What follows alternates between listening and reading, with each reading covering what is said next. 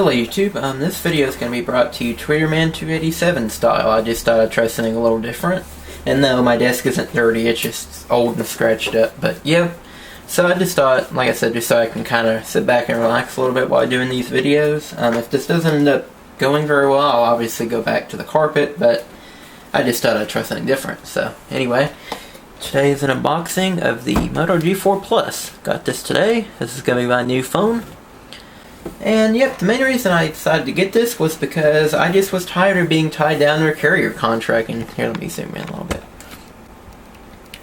Yeah, I was just kind of tired of being tied down to a carrier contract. I am leasing my current phone, an LG G4, through Sprint. And while that's might be a good deal for some people, especially people that like to keep their phones a long time, for me it was honestly kind of a rip-off because, for one thing, I like to get a new phone every year if I can. So yeah, it just wasn't, I may go into more of that in a later video or something, but basically it just wasn't for me. So I decided to go the unlocked route this time, and this phone can be bought for only $300 unlocked, so that's a really nice feeling. Yep, so let me get some scissors here and we'll start unboxing it. Again, I hope this video turns out okay. The desk. The camera's actually kind of behind me, so it's going to be a little hard to get used to, but hopefully it'll end up okay.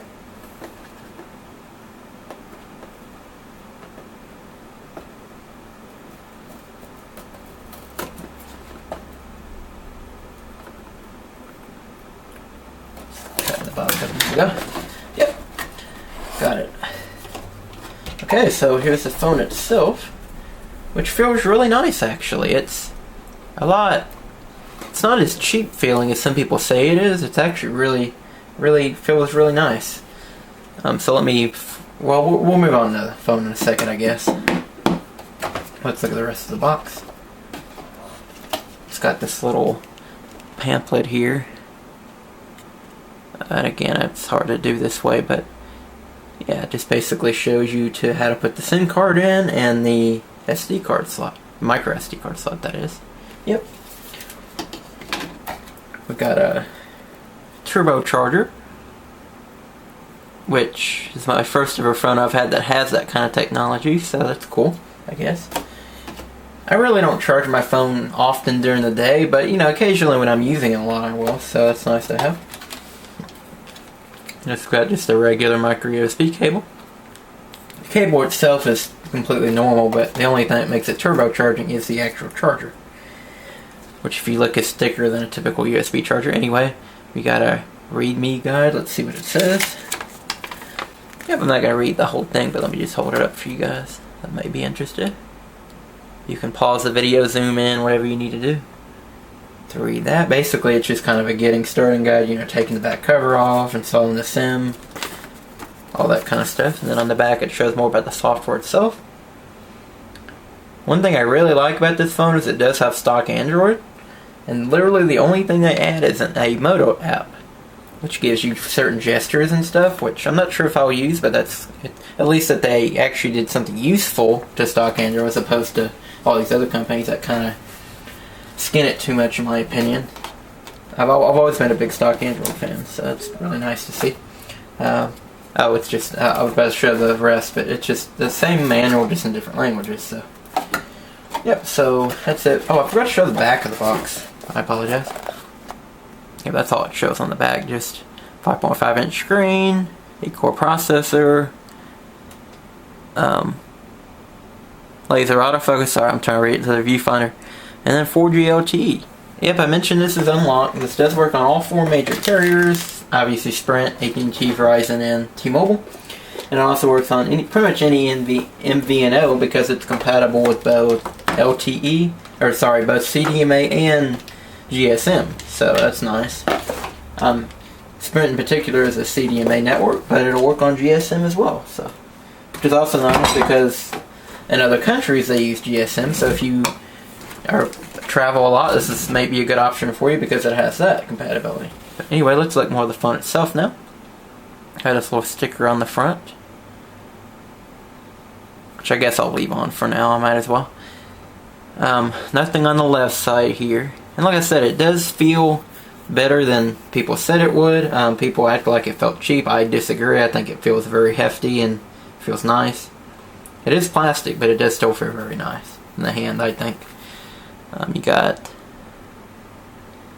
the volume, and it's kind of hard to see, but there you go, power and volume rockers. At the bottom you got a micro USB.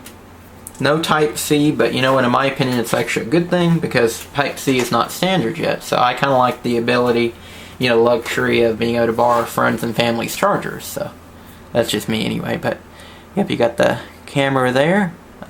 16 megapixel, I believe. It may be 18. I can't remember. I'll put an annotation or something. Oh, by the way, if you're wondering what the full specs are in general, it'll be in the description. So just look there to see what the camera is. Okay, so the back has got, the back's got some kind of like a scratchy material, which feels nice. I do have a case for it though, that I'll be using instead. So let me just get this in a shot here. Yeah, so you got the front speaker here. Let me zoom in a little bit. Yep, there we go. So we got a front facing speaker here, which is really nice to have. My LG G4 had a back speaker.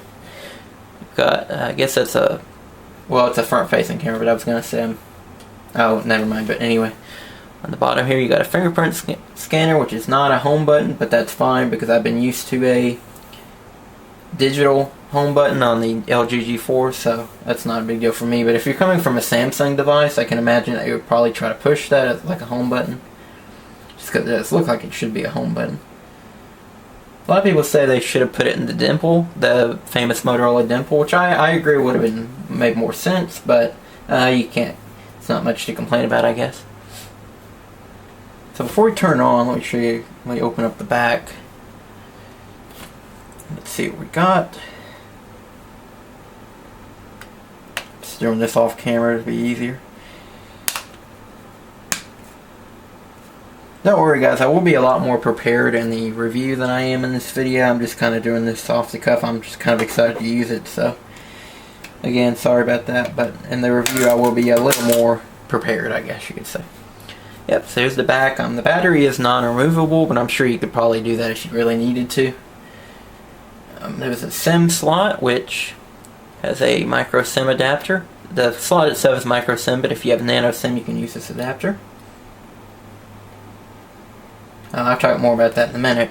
This is the micro SD card slot, which, oh, by the way, I did get the I mentioned it was $300, meaning that I did get the 64 gig model that gives you 4 gigs of RAM as opposed to 2 gigs. So even though I didn't really need 64 gigs because of the expandable storage, I figured that the 4 gigs of RAM will be nice to have for only $50 more. So, but again, you can look in the description to see like the different, I'll put the different models and what the specs are. So, yep, so there's the back. Let me put that back on. Now, last thing before I turn it on is that I did, hold on, I got the SIM card slot. I didn't push it all the way. Again, I apologize about being so tongue-tied in this video. I did not prepare much for it, but in the review I will have prepared more.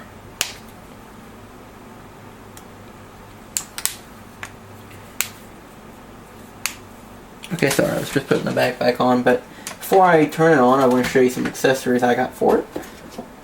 I got a case, which came in a 2-pack, which is nice. Let me show you that.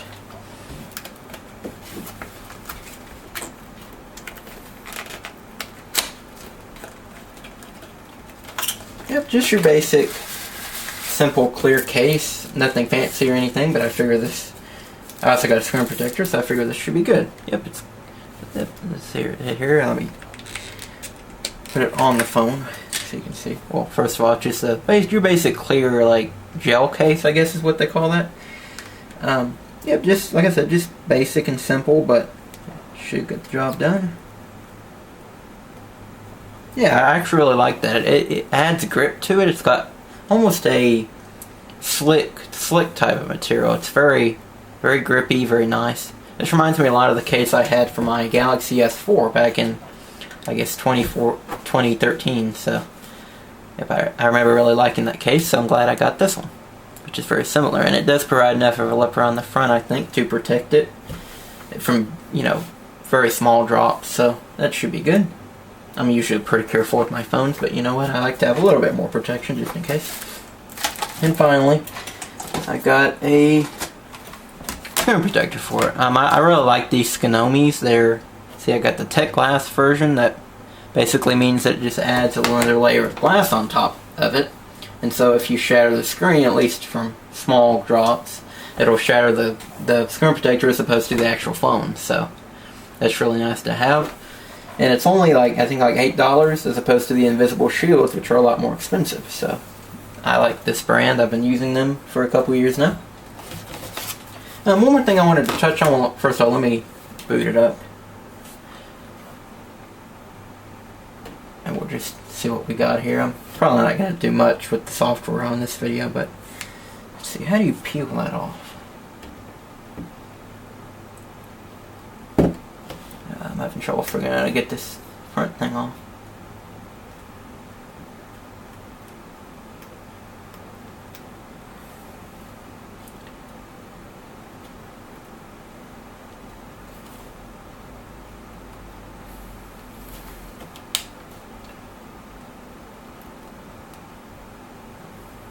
There we go. Got this little cutout in the corner too. Okay guys, sorry about that. I was just fighting with it, but anyway, let's do the famous pull it off as make a cool noise. You guys probably didn't hear that, but it makes a cool plastic sound. But anyway, okay, let's go ahead and turn it on. It's gonna be weird having a side button again. I'm used to the LG G4 is a back button actually, so. Yep. Moto. Yep, as you can see in the specs, it is a 1080, sorry, it's not a tripod, it's a 1080p screen, which is technically a downgrade from what I had, but I never really took advantage of the 1440p screen in my phone. I never really watched like HD videos or anything, so 1080p screen should be perfectly fine, and I hear that it actually looks better than it is, so. For whatever reason, so that's nice. Yeah, I do like this case so far. It's I wasn't sure how about it because it was kind of a cheap one, but I mean it's very nice. I like it. My dad has a very similar one on his phone and he likes it, so yep. Okay, so obviously English. Gotta blur that out. It's my Wi-Fi information. I'll just skip that for now.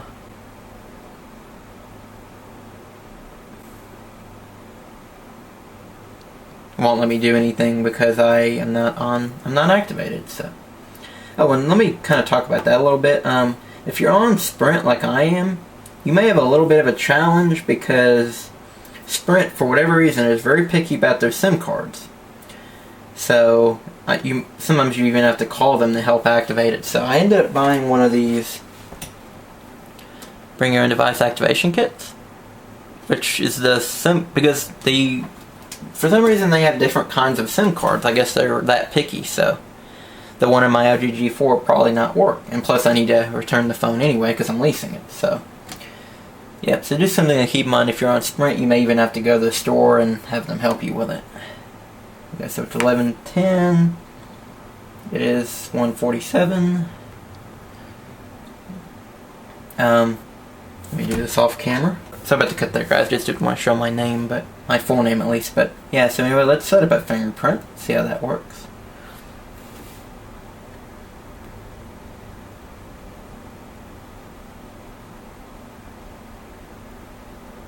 We'll set up a backup pattern. I do not care if you guys see that, because it doesn't really matter.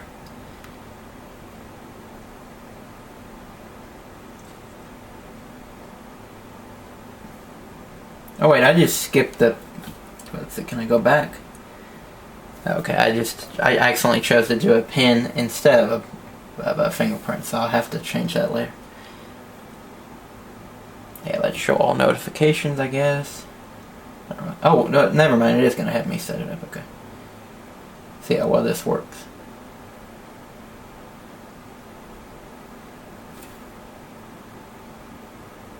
I'm going to do my thumb for now, but I may set up more later. Okay, let's see how that works. So, we'll add more fingers later.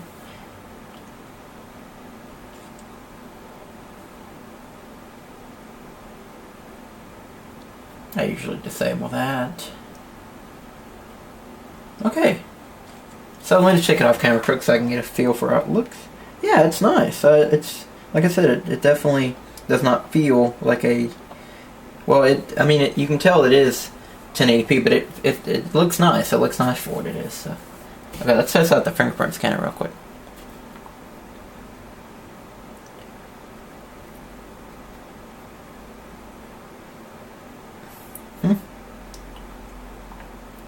Okay, I don't know what that was. Let's try it again. Oh, you know what? I think I scanned it. I might have scanned it wrong, because that time when I used the tip of my finger, it worked. Yeah, see, that didn't work. Let's try it again. There we go. Okay, so I just didn't do it right. That was my fault. See? Okay, let me try that again. Yep, see how fast that was? Yep, I just wasn't doing it right earlier, but... Yep, so like I said, stock Android, which I really, really like. I think it... Well, I know for sure it came with Android Marshmallow, but let's see if they've upgraded to Nougat yet. I think you can do that yourself, but I don't know if it... Yeah, see, it comes with Marshmallow, but you can upgrade it to Nougat, which is nice. Yep, so that's going to be it for the unboxing. Again, I'm going to play around with it a little bit as my daily driver for probably 2 or 3 weeks. Maybe less, but... Yep, and then we'll be back with a review. So, I really like that fingerprint scanner. That's a nice feature to have, but yep. So again, first impressions, very impressed. It feels much better than I thought it would, build quality wise, and software wise. Like I've got stock Android. So, yep, so I'll play around with it a little bit, and don't worry, I will be more prepared for the review. Don't worry, but yep. So, thank you guys for watching, and see you in the review. Bye.